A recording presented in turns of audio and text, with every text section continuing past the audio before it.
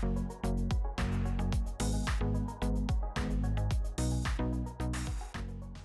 and welcome back, this is ProTaleDev, back with another Dungeon Architect video, and this one's going to be a little bit different. It's going to start a little bit different.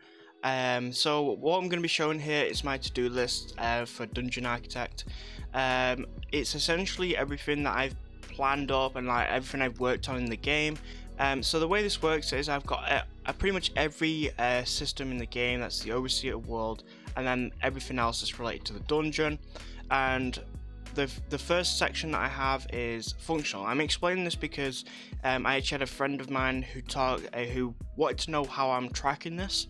The first section is actually the functional. So what functional means is that it's working, it's operational, it's, you know, if it's a piece of code then it's all working correctly. So if for in this case, let's go with the placement system, it was functional. But we've also got on the next one, which is satisfactory. Satisfactory sounds exactly what it is. It's if I'm satisfied with how it is, how that system is, or that specific behavior is, and then I'm ready to move on to the next thing, which is optimization. Optimization is like optimizing the code, optimizing any kind of prefabs, optimizing anything that would lessen the load in the game to make things run smoother. The cleanup is also after that, so the cleanup is a little bit different. So the optimization is making things look better, and that may even intentionally add more code or just to make things better and smoother. However, the cleanup is things like files, organization, cleaning up any unwanted code that's not needed, because there is a lot of unwanted code that's in my game, and anything like that. Then the final thing we have to do is release. So is it ready for release? Now I'm only going to put ready for release if there is no more extreme bugs or really any bugs. So this release section is just essentially no more bugs. Everything's exactly as I want it, and I can release it. Now you might be concerned that there's not a whole lot of green on this chart, on this list. However, the most important parts were the functional and the satisfactory, and they're mostly done for a lot of it. And then you got some of the big ones right here, which is the tutorial map's not quite finished because obviously we've got to do all these other extra things. Probably the last thing I'm going to do. And then we got these maps, which will also be the last thing, which will be the things after that. Which I know I talked about the next video potentially being more maps. However, I figured that I might as well try and get everything else done first and then do the maps. Essentially, I had 2 weeks where I didn't have any video, and this is kind of why. It's because I was fixing lots of little different things that were really small, like bugs and just balancing, and then things that were really small and wouldn't be very interesting on a video unless I had something big to add to it. And so I've added I did the main menu, and so now I'm making a video on that stuff because it's worth it. You can also see the dungeon aspect of this down here. Work on them more. Okay, so now let's get into Unity and talk about the very small things, and we'll lead up to the main menu. So going through this very quickly, the first thing that you'll see is that the Adventurers Guild is now working. It's all correct. You can see this is available. This was just for testing. This will also be not available during tutorial. If I quickly deactivate tutorial, to show that it is basically just testing, click this. What's going to happen is it's going to know that I'm in the tutorial, and it's going to deactivate everything in the Adventurer Guild, as you can see right here. And this is going to be just for this level, and just as you saw it, I can quickly deactivate it, make sure that we're not in the tutorial, and this is what it'll look like in our very first level and any future levels. Essentially, you'll have this right here, so unlock at a specific rating. These two are deactivated, are basically set to 0 rating just to unlock them straight away, just so I can see them and test them.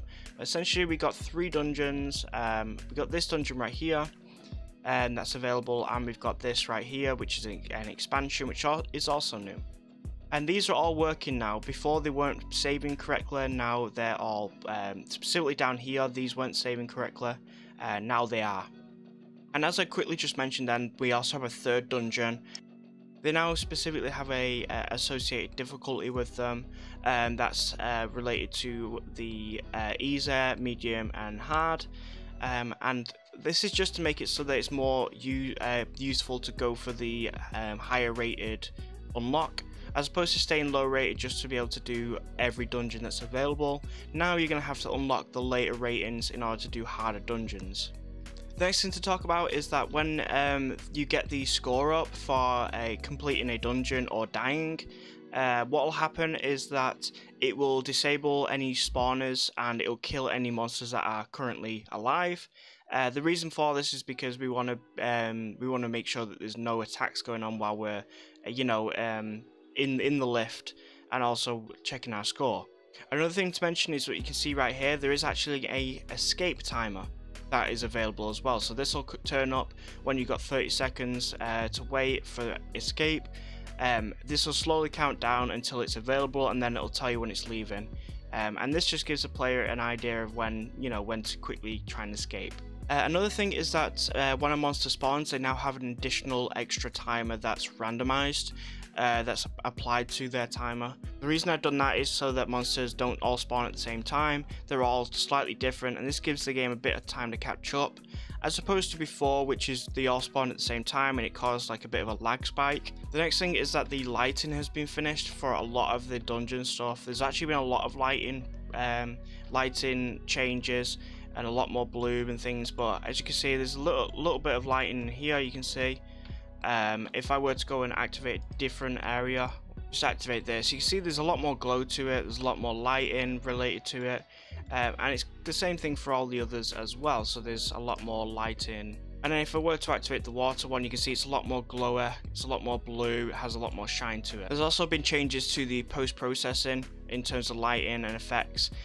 So I've added a lot of, like I said then about bloom. I've also changed a bit of color adjustments, and just added a bunch of effects just to try and make things a little bit cooler. So the character controller on my character has been completely redone. So the first thing I changed is that one inside the dungeon is now there's no jitter anymore. So I've removed the character controller and I've altered it and have a separate script that's essentially simplified it as well. I've essentially optimized the character controller and changed a bunch of stuff. Now there's no longer any jitter when I'm hitting anything.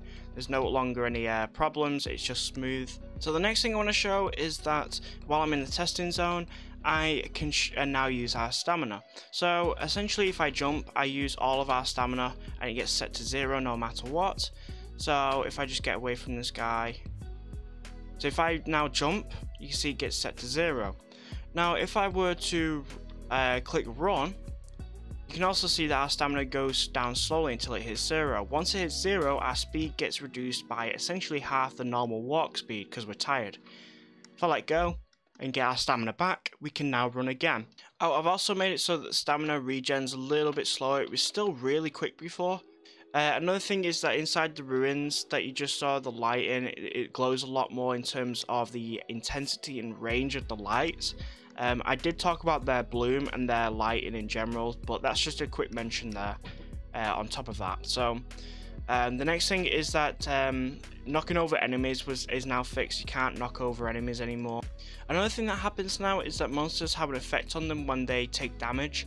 I can't simulate it unfortunately because it's actually in the code when they take direct damage from the player, and I don't have any weapons set up or anything, so I can't do that right now. Now if we go into our monster stats here and then look through our code, you'll actually see that now all of our code is managed. It's a lot shorter in certain places.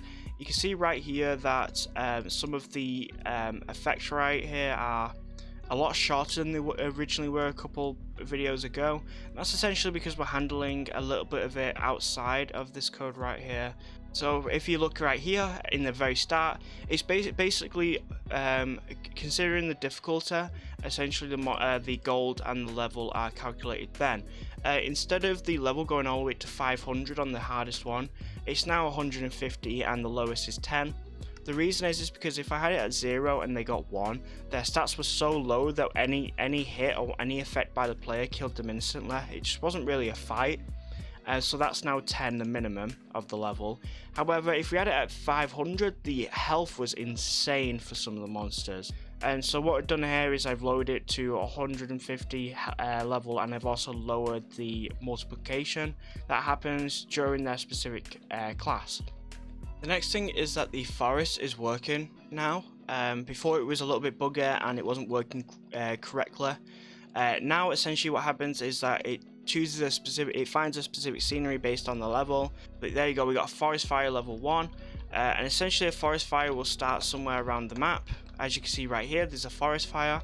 It spawns that effect in, and that wherever it spawns to will actually take damage. Specifically this forest right here.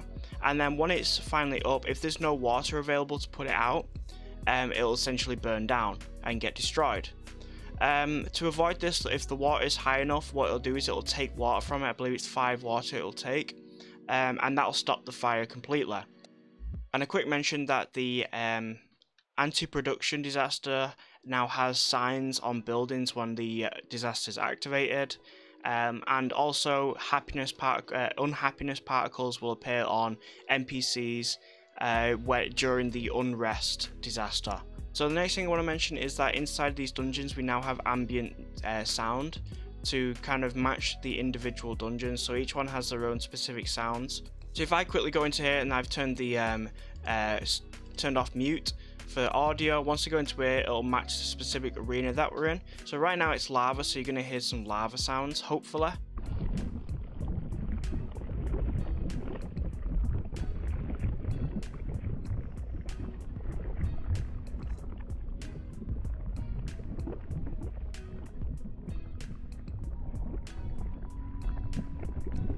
So that's the first one, hopefully you heard that, fingers crossed. And then we also have the water one related.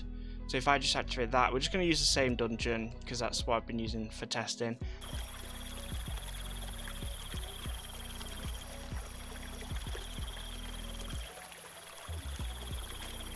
Hopefully you can hear that one as well. And then if we go to our very last one, you'll see what it sounds like. So the first one was all lava related. The second one was essentially more animals and kind of moving water. This toxic area, the dungeon ruins, it's much more creepy and eerie.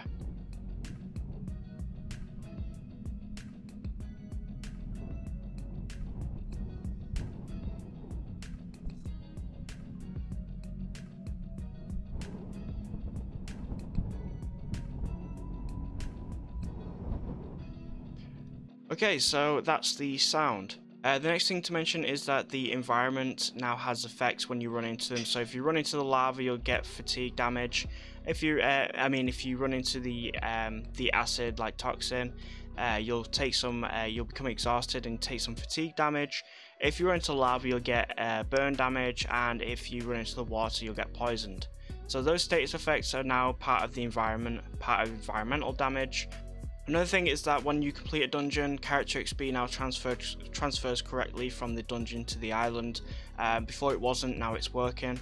And also all buttons inside the game all have a click on them. So you'll see that we have a click sound on pretty much every button now.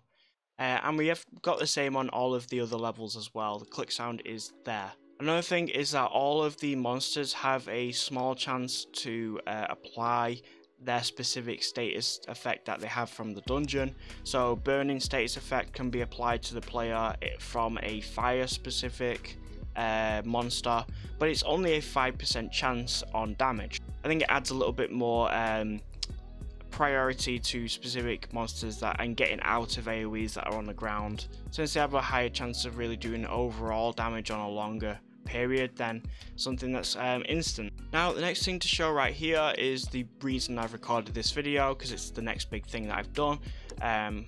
Essentially right here we've got the main menu island. So this is just an island with just a bunch of buildings from the game, bunch of effects, and it's just a default island to show. So what we're going to do is, I'm just to show this off, we're going to show off the main menu and kind of what it looks like. I press in play right here. There is some sound, but it's not the correct sound that I want for the game, so I'm going to leave that muted. And as you can see, we've got Dungeon Architect right here. You can see all of our buttons are all working. You can see all these different effects. The only thing I want is people actually walking around, but for the most part that's all working. If I click controls, you can see our controls right here. These aren't the correct controls, however the layout is probably going to be the same. And then if we go into our levels, you can see all the different levels we've got. At the very top we're going to be able to choose the difficulty of our islands, but at the moment that's not there. And then we got our islands, our specific islands that we can do, part of the campaign islands, and then we got the sandbox island. These obviously aren't done, they're just like placeholders. However, I'll probably keep the name and the levels right there. These icons right next to it are actually going to be completion icons. And then as you can see, we got our description of our mission, our level, and then we've also got the name of it, starting island, a little description of the actual overall objective, and then we got the a picture of our island that we're going to be using, just as a little hint. Now what I do when I click these is that all I'm doing is selecting a specific number, and then there'll be a button somewhere around here which will say play level. There'll also be a delete icon next to either the play button or next to one of these that allows you to delete the data for that level. I know this was a really long video because it was just so much. However, hopefully it's just giving you a good idea of what I've been working on. Again, we've got this whole entire list to go through and we're slowly making progress. Again, these things are going to be probably mostly done by the next time. Hopefully the overworld will have most of its stuff done and up to satisfactory, ready to really be working on our maps. But apart from that, that's everything I need to talk about. So this has been ProTaleDev, and I'll see you next time.